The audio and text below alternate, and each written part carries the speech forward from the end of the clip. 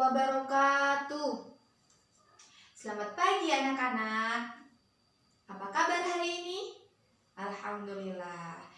Sebelum kita mulai pembelajaran pada hari ini, alangkah baiknya kita berdoa bersama-sama terlebih dahulu. Berdoa dimulai. Berdoa selesai. Ibu absen dulu ya. Dinda, Ajeng, Andi, Asep, Fitro. Alhamdulillah. Hadir semua ya. Agar kalian semangat, ibu punya tepuk semangat. Ini kalau ibu bilang tepuk semangat.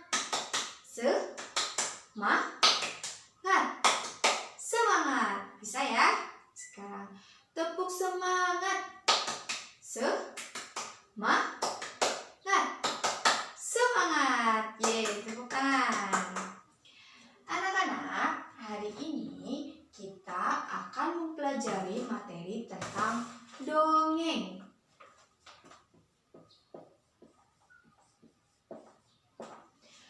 Sekarang ibu tanya, di sini ada yang pernah membaca cerita dongeng? Ya, terus ada lagi? Ya, semuanya sudah pernah mendengar cerita dongeng ya. Judulnya apa? Tentang apa? Tentang si kancil. Terus, wow, Merlin Kundang. Ya. Oke, karena kalian sudah pernah membaca, sekarang ibu tanya, dongeng itu apa sih? Ada yang tahu? Ya, Dinda, dongeng itu apa? Cerita. Terus ada yang lain? Oke, jadi betul kata Dinda. Dongeng itu adalah cerita. Menurut Kamus Besar Bahasa Indonesia, dongeng itu adalah cerita yang tidak benar-benar terjadi. Atau dalam pengertian lain, dongeng itu adalah bentuk sastra lama yang menceritakan kejadian yang luar biasa, tetapi bersifat fiksi.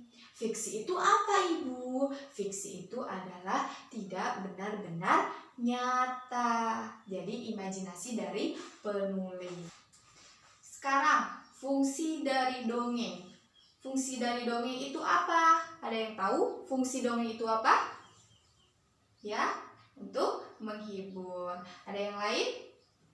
Betul, jadi fungsi dari dongeng itu yang pertama adalah menyampaikan pesan moral atau pesan yang mendidik yang terdapat pada dongeng. Yang kedua ada fungsinya untuk menghibur. Nah, kemudian kita akan membahas tentang unsur intrinsik dari dongeng.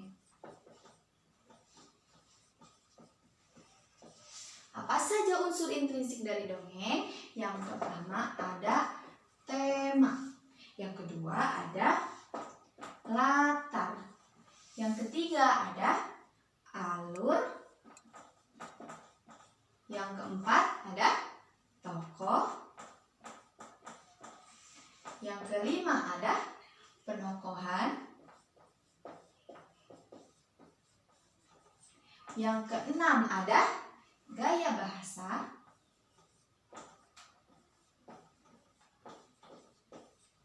Yang ketujuh ada sudut pandang.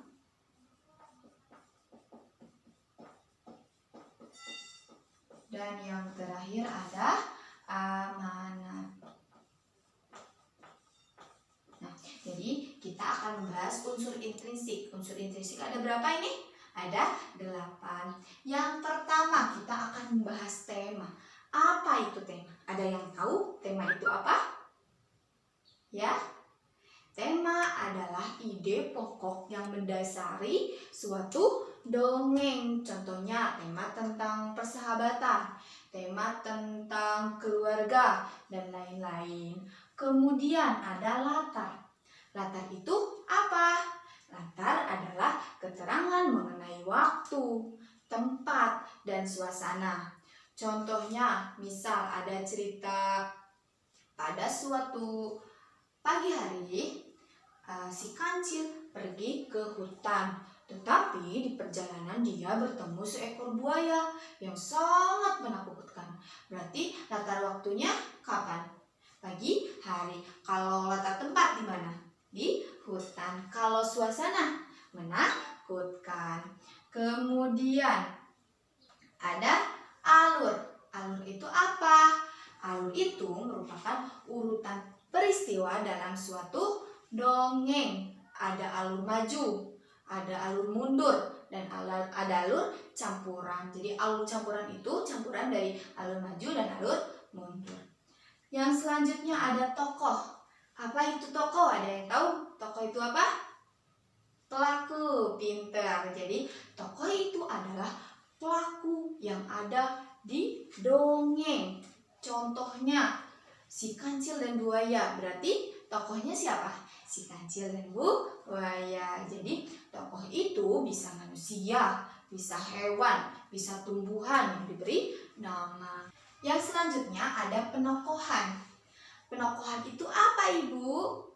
Penokohan adalah watak atau karakter pelaku atau tokoh dalam suatu dongeng. Penokohan itu misalnya atau watak, ada orang baik dinamakan protagonis. Kedua, ada orang jahat atau orang yang selalu membuat konflik, itu namanya antagonis. Yang ketiga, peran pembantu atau penengah, namanya adalah tritagonis. Kemudian ada gaya bahasa. Gaya bahasa itu adalah rangkaian kata-kata yang digunakan penulis dalam suatu dongeng. Kemudian sudut pandang. Apa itu sudut pandang? Sudut pandang adalah cara pengarang atau penulis menempatkan dirinya pada suatu dongeng. Sudut pandang itu ada 3. Yang pertama, sudut pandang orang pertama. Kata gantinya itu adalah aku atau saya. Yang kedua, ada sudut pandang orang kedua. Kata gantinya adalah kamu. Yang terakhir ada sudut pandang orang ketiga, yaitu kata gantinya adalah dia. Oke. Kemudian yang terakhir ada amanat. Apa sih tahu kalian? Amanat itu apa sih? Ibu tanya Dina. Amanat itu apa? Ya? Betul. Amanat adalah pesan yang ingin disampaikan penulis dalam suatu dongeng. Contohnya dalam tadi ada yang pernah membaca Malin Kundang, dongeng Malin Kundang? Apa amanat dari dongeng Malin Kundang? Tidak boleh durhaka terhadap orang tua. Jadi unsur intrinsik itu ada berapa? Ada 8. Apa saja? Tema. Yang kedua, latar. Yang ketiga, alur. Yang keempat, tokoh. Yang kelima, penokohan. Yang keenam, gaya bahasa. Yang ketujuh, sudut pandang. Yang terakhir ada amanat. Nah, kita sudah belajar apa saja? Yang pertama, pengertian dari dongeng itu apa? Cerita yang tidak nyata. Yang kedua, fungsi dari dongeng apa saja? Yang pertama, untuk menyampaikan pesan moral atau mendidik kepada pembaca. Yang kedua, untuk menghibur para pembaca. Kemudian unsur intrinsik dari dongeng itu ada berapa? Ada 8. Yang pertama, tema. Yang kedua, latar. Yang ketiga, alur. Yang keempat, tokoh. Yang kelima, penokohan. Yang keenam, gaya bahasa. Yang ketujuh, sudut pandang. Dan yang terakhir, amanat. Kemudian dongeng itu tidak hanya mempunyai satu jenis, tetapi ada beberapa jenis. Jenis-jenis dongeng. Apa saja jenis-jenis dongeng? Yang pertama ada fabel.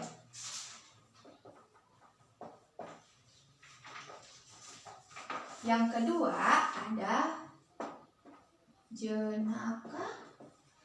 Yang ketiga ada legenda. Yang keempat ada mitos. Yang kelima ada sage. Terakhir yang keenam ada fabel. Jadi ada berapa jenis-jenis dongeng? Ada 6. Yang pertama fabel, yang kedua jenaka, yang ketiga legenda, yang keempat mitos, yang kelima sage, dan yang terakhir fabel. Nah, minggu besok kita akan mempelajari jenis-jenis jenis-jenis dongeng. Dari yang kita bahas tadi ada yang ditanyakan? Nah, kalau tidak, minggu besok atau pekerjaan rumah kalian membaca satu cerita dongeng, kemudian ditulis kembali dan ditulis unsur-unsur intrinsik yang ada pada dongeng. Paham? Ada yang ditanyakan? Kalau tidak ada yang ditanyakan, Ibu akan akhiri pembelajaran hari ini. Selamat bertemu lagi besok dengan materi yang berbeda. Sebelum mengakhiri pembelajaran ini, alangkah baiknya kita berdoa bersama-sama terlebih dahulu. Berdoa mulai. Berdoa selesai. Ibu tutup. Assalamualaikum warahmatullahi wabarakatuh.